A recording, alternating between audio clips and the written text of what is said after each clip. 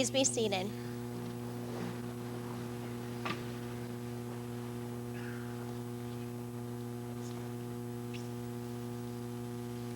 I would like to welcome you all here as we begin our baccalaureate ceremony. It is quite a pleasure to have all of you here to share this special moment in our lives with us. You are all a part of the reason that we are here today, and I would like to thank you again for coming.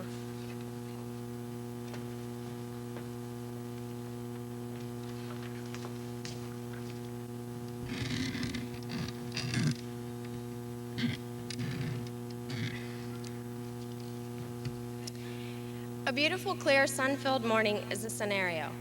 The family vacation is about to begin. Everyone is comfortable, the luggage is in the trunk, and the seatbelts are latched. The car is started, and the trip has begun. 10 minutes later, "Dad, are we almost there?" I remember asking my father countless times this very question. I was just like any other anxious child. I wanted to reach my destination, and I wanted to know exactly when I would be there. My father was never annoyed at my persistence of knowing. He would always give me an approximation of the miles and the minutes. And I was content, but I was still anxious. When we were children, the thought of graduating from high school was nearly inconceivable. But slowly, time passed, and the completion of each school year set us closer to the long-awaited finish. By the end of 6th grade, our halfway point, time seemed to pick up the pace, and my father started his countdown. Only 6 more years to go. During that time, we had to deal with many challenges and decisions to become the people we are today. We had to grow up and start accepting responsibility for the actions we made, so that when we finished, we could hopefully leave as better people. Eventually, after all the struggles and efforts, assignments and exams, tears and laughter, happiness and sadness, years turned to months, and then to weeks, to our destination. The walk across the stage to receive what we've been working for, our long-awaited finish, so we can start over again. Soon, high school will be just a memory. We're almost there. And my dad would say, only 6 more days to go.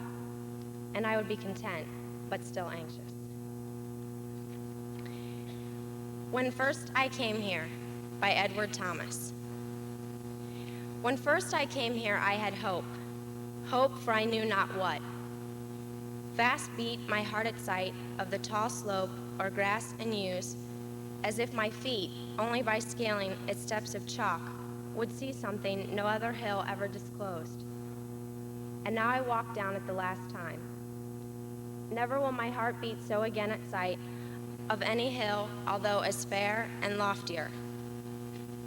For infinite the change, late unperceived, this year, the 12th, suddenly shows me plain. Hope now, not health nor cheerfulness, since they can come and go again. As often one brief hour witnesses, just hope has gone forever. Perhaps I may love other hills yet more than this. The future and the maps hide something I was waiting for. One thing I know, that love with chance and use and time and necessity will grow.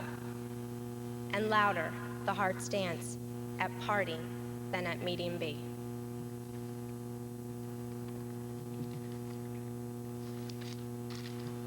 And now the show choir will sing Stronger with Time.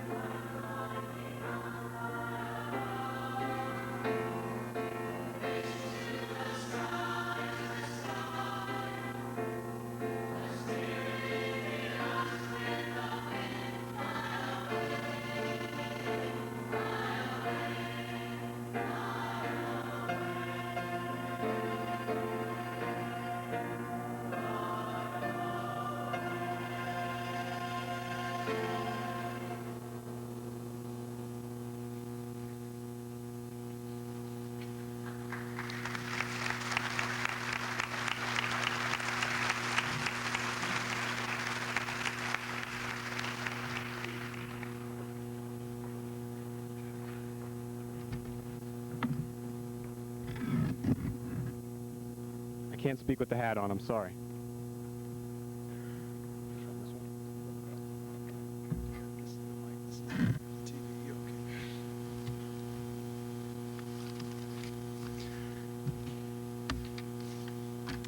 Okay.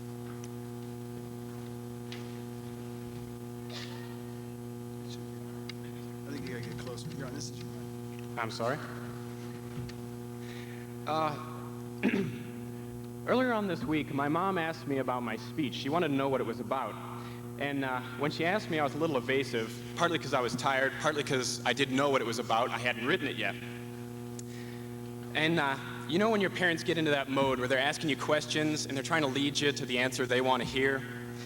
My mom asked, what does the class of '94 need to hear from you?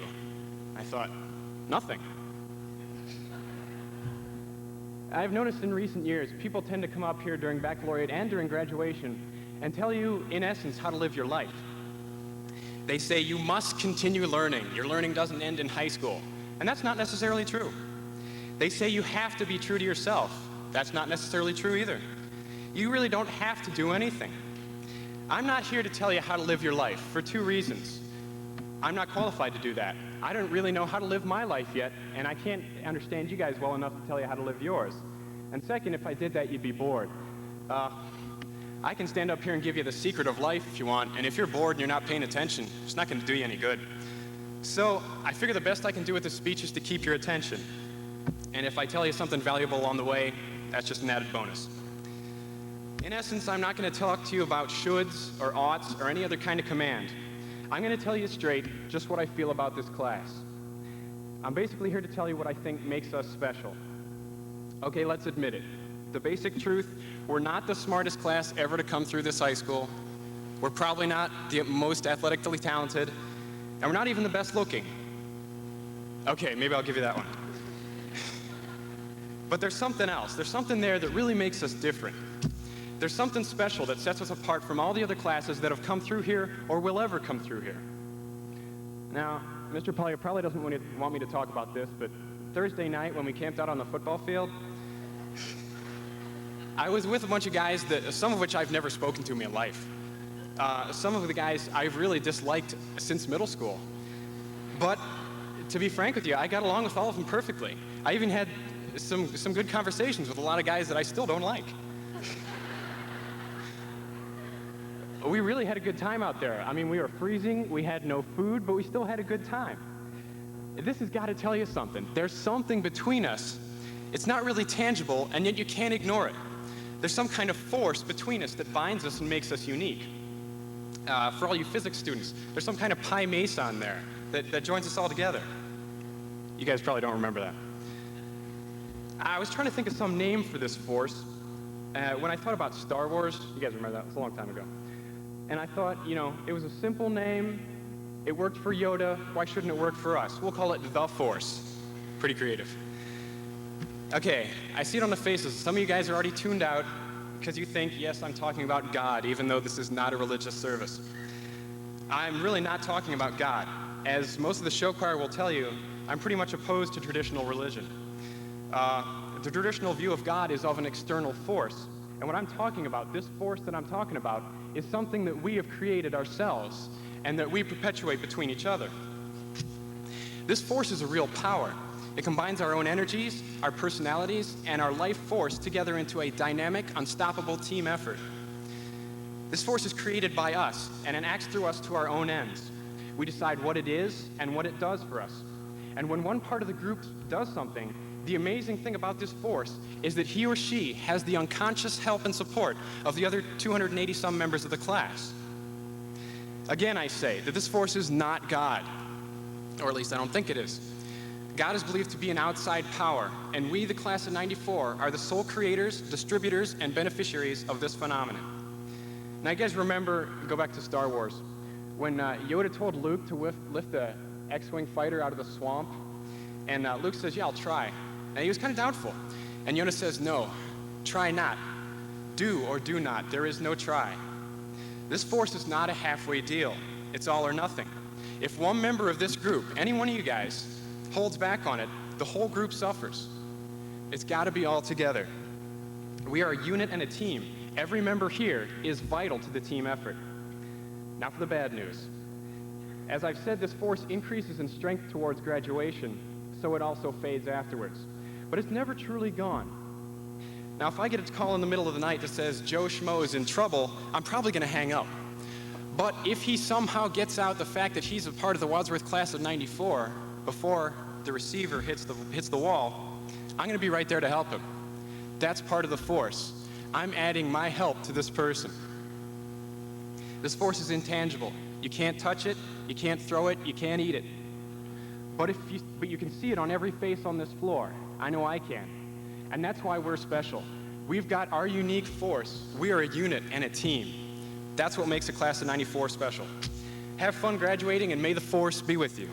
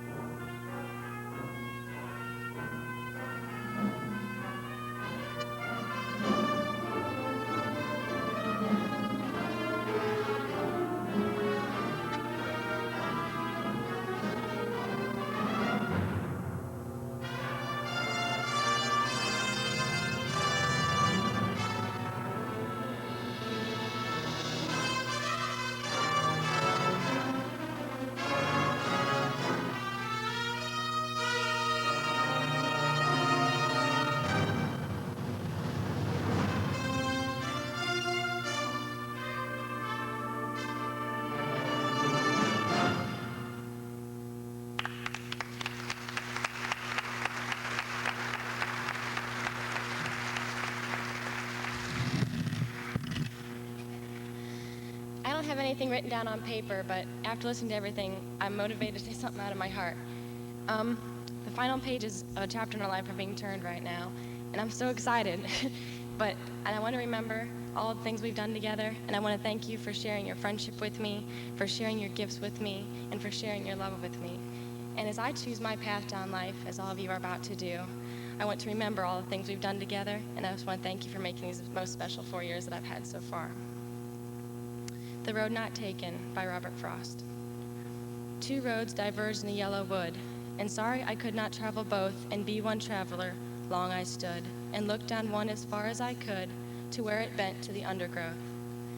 Then took the other as just as fair, and having perhaps the better claim, because it was grassy and wanted wear, though as far as that passing there had worn them really about the same. And both that morning equally lay, in leaves no step had trodden black. Oh, I kept the first for another day, yet knowing how way leads on to way, I doubted if I should ever come back. I shall be telling this with a sigh, somewhere ages and ages hence. 2 roads diverge in a wood, and I chose the one less traveled by, and that has made all the difference.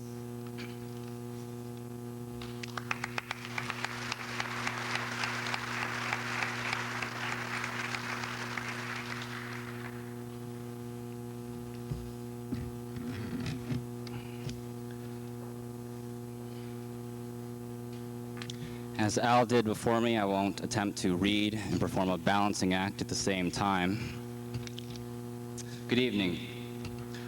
With graduation fast approaching, I'm sure that many of us have given much thought to the years of independence that lay ahead. It's an exciting time, and we share many of the same anticipations. This evening, I've been asked to read to you a story that I feel is particularly appropriate for this transition in our lives. Ironically, it is written in the simple rhyming phrases of Dr. Seuss, that author whom we've probably all grown to love many years ago.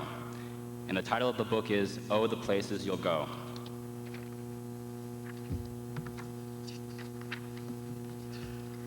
Congratulations, today is your day. You're off to great places. You're off and away. You have brains in your head, and you have feet in your shoes. You can steer yourself in any direction you choose. You're on your own, and you know what you know, and you are the guy who will decide where to go. You'll look up and down streets. Look them over with care. About some, you will say, I don't choose to go there. With your head full of brains and your shoes full of feet, you're too smart to go down any not-so-good street. And you may find not any that you want to go down. In that case, of course, you'll head straight out of town.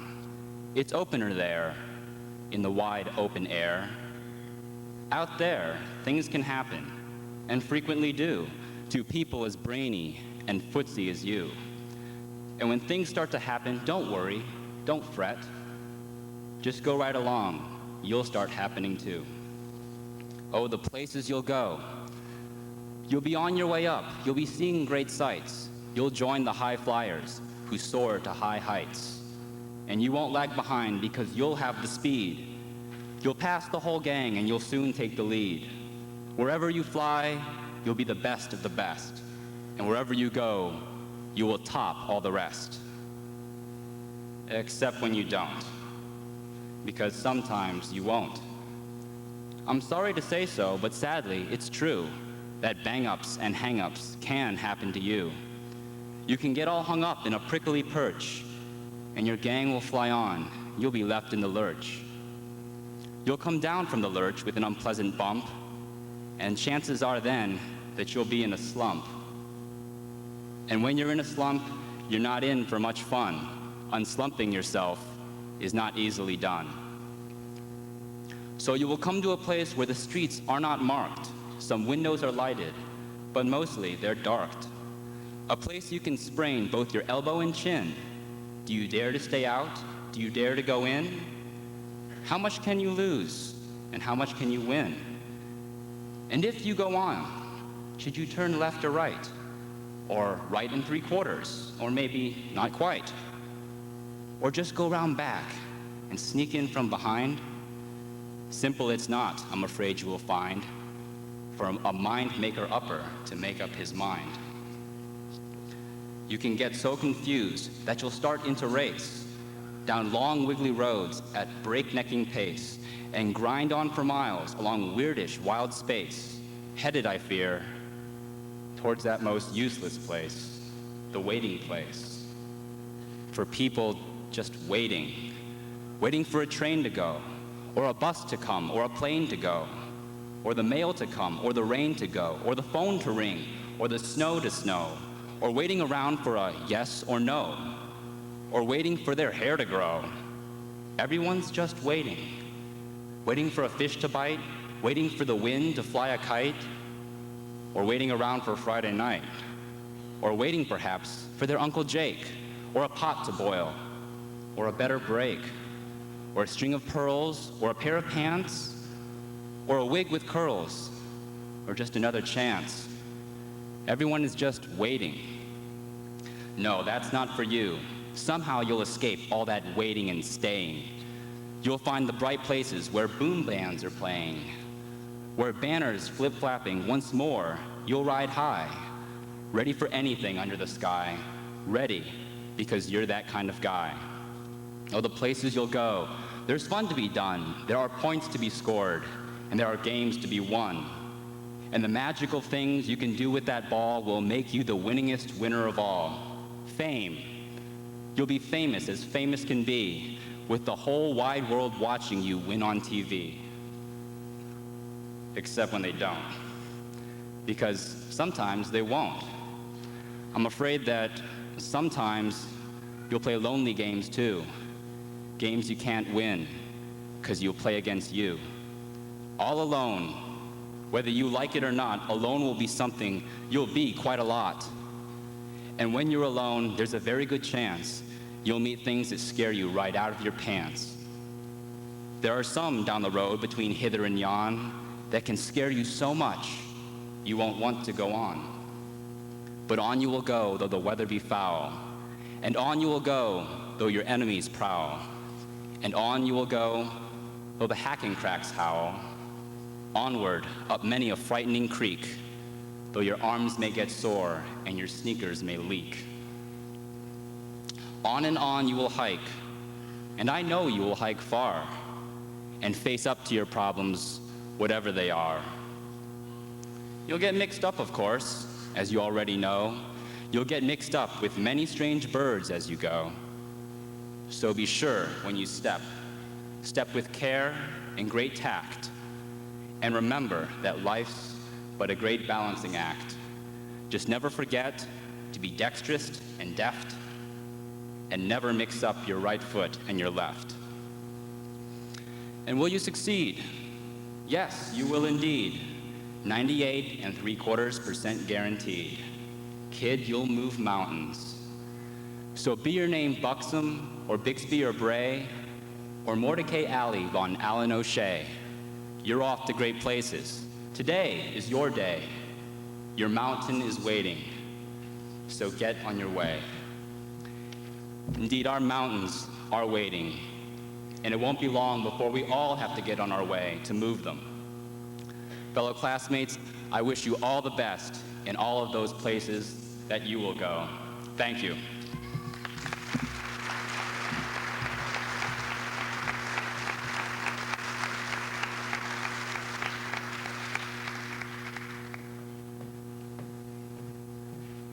Please rise.